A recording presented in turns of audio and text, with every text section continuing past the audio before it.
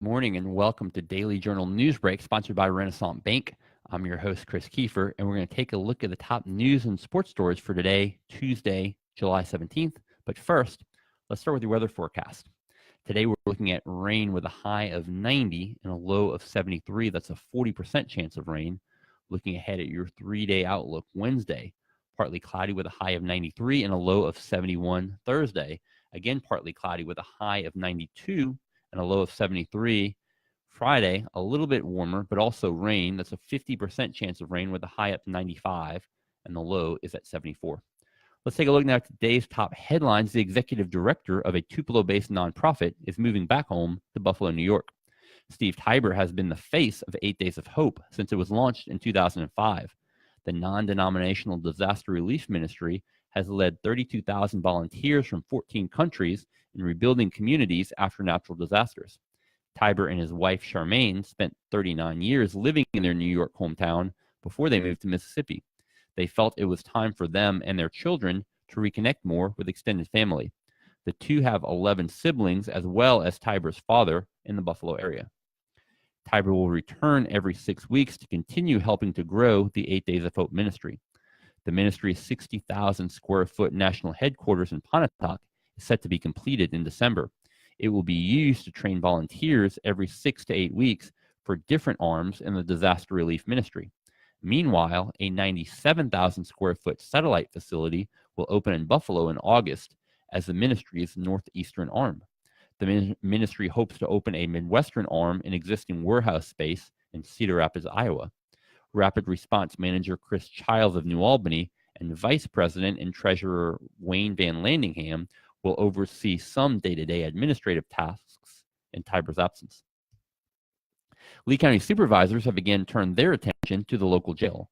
They will consider retaining a consultant to examine the aging facility and make some recommendations.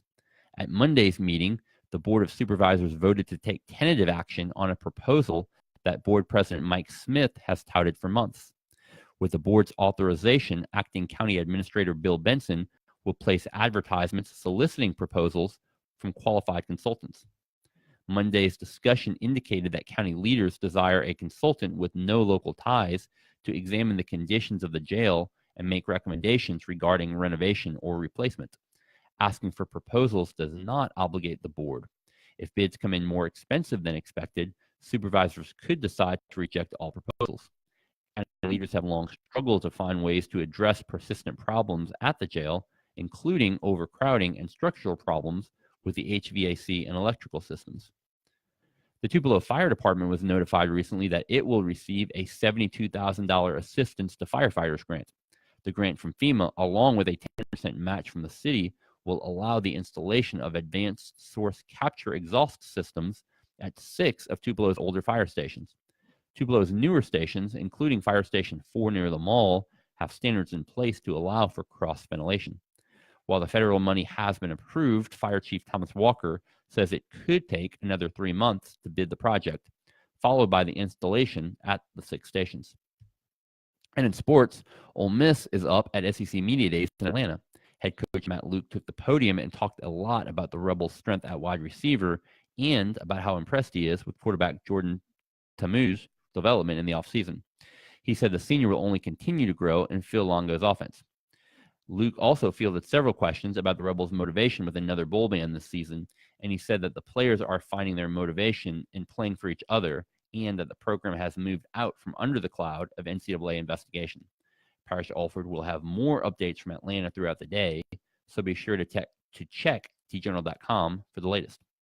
And that does it for Newsbreak on this Tuesday. Don't forget that this show is just one of the many online offerings courtesy of the Daily Journal that gets you news off the page and on the go.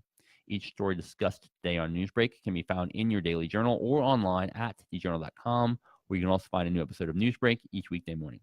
Special thanks to Renaissance Bank for sponsoring Newsbreak each day. Thanks for joining us. I'm Chris Kiefer. Have a great Tuesday.